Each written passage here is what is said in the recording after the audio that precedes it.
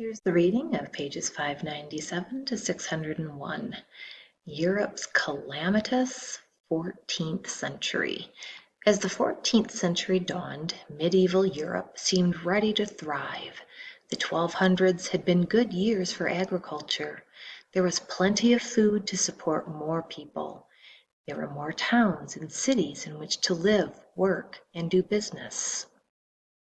European merchants, such as Marco Polo and his family, had extended trade to far-off lands. Venice, Marco Polo's home, and Genoa, its neighbor and rival, now claimed trading posts as far away as the Black Sea.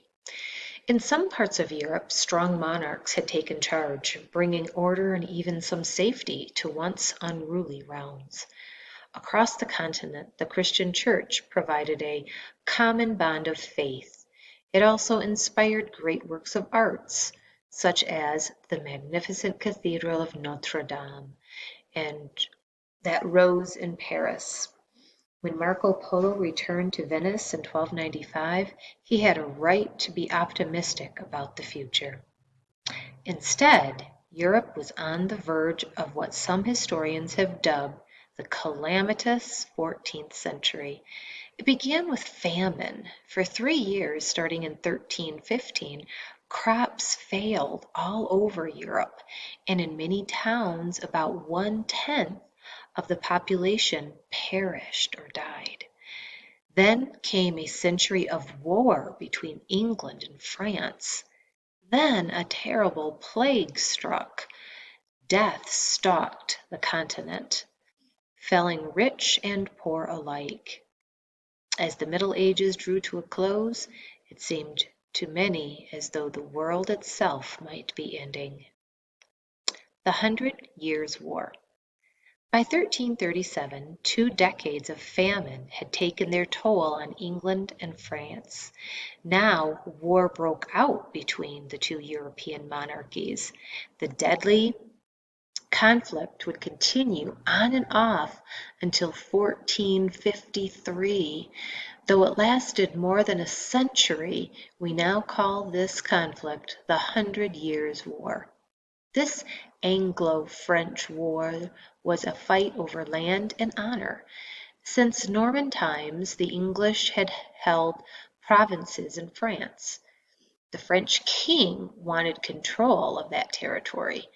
The English king, on the other hand, made claims to the French throne. Both sides were eager to defend their honor and, in a world threatened by famine, their valued land. As in previous wars, the French continued to rely on armored knights. These warriors were almost invincible fighting machines. Their protective armor had grown heavier during the Middle Ages. Even horses rode into battle wearing chain mail. But the great battles of the 100 Years' War would not be won by mounted knights. Much of the glory would be garnered by lowly English peasants armed with, of all things, bows and arrows. In England, King Edward I had learned the value of infantry, foot soldiers, during the 1200s. His troops had battled Welsh archers who used long, powerful bows to shoot arrows tipped with 4-sided spikes. These spiked arrows could pierce armor. The English adopted the weapon and made the bow even longer and more deadly. By the time war with France began, the English had developed an infantry skilled at fighting with the English longbow. But could peasants wielding longbows stand up to an army of medieval knights? In 1346, the English and French armies faced each other at the Battle of Crécy in northern France. When the French knights saw the smaller English force assembled at the crest of a hill, they immediately mounted their war horses and charged.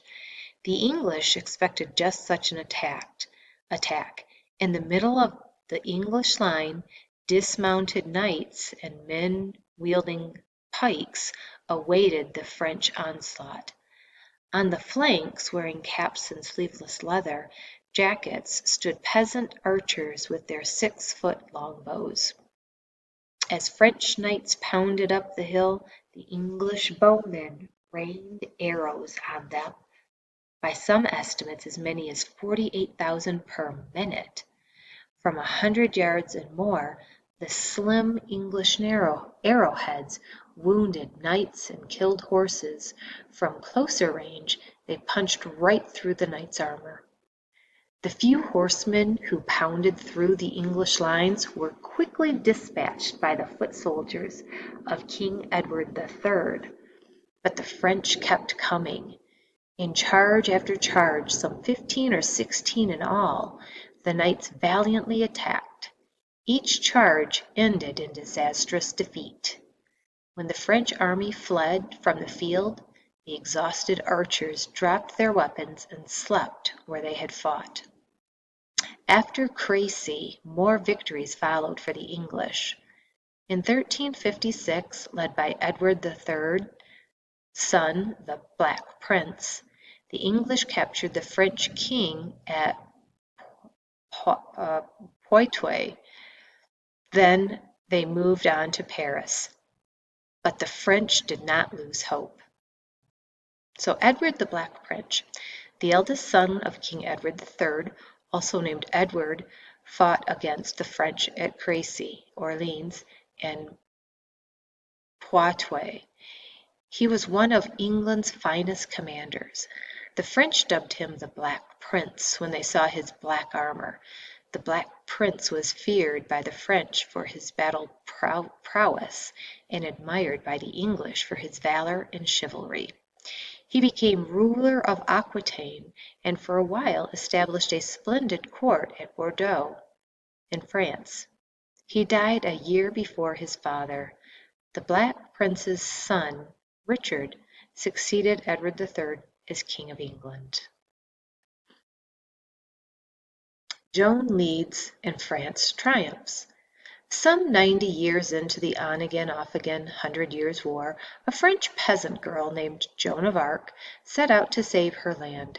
She claimed that heavenly voices told her she should lead French troops against the English. God sent a voice to guide me, the maid explained. Joan traveled to southern France and managed to obtain an audience with Charles, who would soon become King of France. She persuaded the young Charles that God had called her to lead the French into battle. Donning the armor of a knight and brandishing the banner of a lily, Joan won battle after battle. In 1429, her army routed English invaders at the city of Orleans. Joan's forces then defeated the enemy along the Loire River. Charles, impressed by Joan's triumphs, insisted that she be at his side as he was crowned King of France. Joan next marched on the French capital of Paris, which the English occupied. Her attack failed, however, and a few months later, the maid-turned-warrior fell into enemy hands. The English used church courts to try her for heresy, that is, for actions contrary to the teachings of the church. Since Joan had claimed to hear voices, the English accused her of being a witch. The court convicted the French heroine. In the little town of Rouen, the English burned her at the stake. But the French did not forget Joan. In fact, her memory helped bring them together as one people. Inspired by her example, they continued to win battles.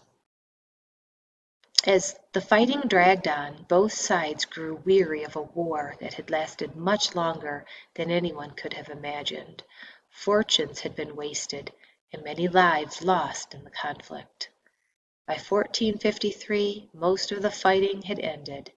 England lost all its territory on the continent of Europe, except for the port of Calais in France.